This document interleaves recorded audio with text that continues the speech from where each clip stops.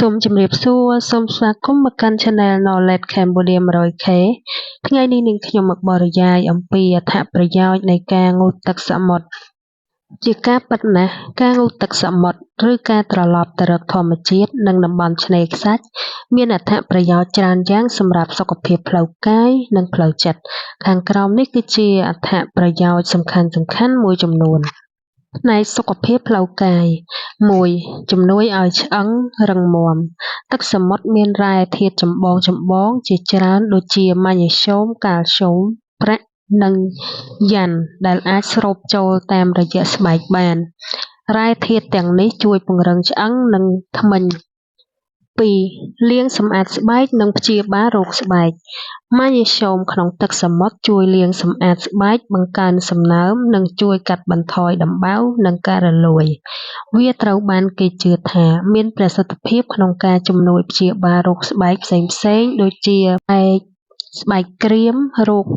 សៀរ៉ាស៊ីសនិងជំនួយឲ្យដំបៅឆាប់ជាសះ 3. ពង្រឹងប្រព័ន្ធភាពស៊ាំការហែលទឹកក្នុងទឹកត្រជាក់អាចជំរុញការងាររបស់ប្រព័ន្ធភាពស៊ាំនិងបង្កើនចំនួនកោសិកាសដែលជួយប្រយុទ្ធនឹងជំងឺ 4. ធ្វើឲ្យឈាមដង្ហើមល្អខ្យល់សមុទ្រមានចំហាយទឹកអ៊ីយ៉ុងអវិជ្ជមាននិងមានភាពស្អាតជាងខ្យល់ក្នុងទីជម្រកការដកដង្ហើមខ្យល់សមុទ្រអាចជួយបង្កើនការស្រូបយកអុកស៊ីសែននិងធ្វើឲ្យប្រព័ន្ធដង្ហើមមានសុខភាពល្អ 5. ជំរុញចរាចរណ៍ឈាមការងូតទឹកសមុទ្រជាពិសេសទឹកត្រជាក់ជួយជំរុញចរាចរណ៍ឈាមនិងបង្កើនថាមពលដល់រាងកាយផ្នែកសុខភាពផ្លូវចិត្ត 1. កាត់បន្ថយភាពតានតឹងនិងអារម្មណ៍កង្វល់សម្លេងទឹករលកនិងទិដ្ឋភាពធម្មជាតិដ៏គួរឲ្យស្រស់ស្រាយជួយឲ្យខួរក្បាលមានភាពស្ងប់ស្ងាត់បន្ថយហើមឈាមនិងបង្កើនអារម្មណ៍រីករាយ 2. ធ្វើឲ្យអារម្មណ៍ល្អការនៅក្បែរសមុទ្រជារឿយៗត្រូវបានផ្សារភ្ជាប់ជាមួយនឹងអារម្មណ៍រីករាយនិងភាពស្ងប់ស្ងាត់វាអាចជួយបន្ធូរអារម្មណ៍និងបំបាត់ភាពអស់កម្លាំងផ្លូវចិត្ត 3. ធ្វើឲ្យគេងលក់បានល្អជាងមុនខ្យល់សមុទ្រស្អាតនិងសំឡេងរលកសមុទ្រដែលមានលក្ខណៈសម្បូរបែបអាចជួយឲ្យគេងលក់បានល្អនិងគេងបានយូរជាងមុន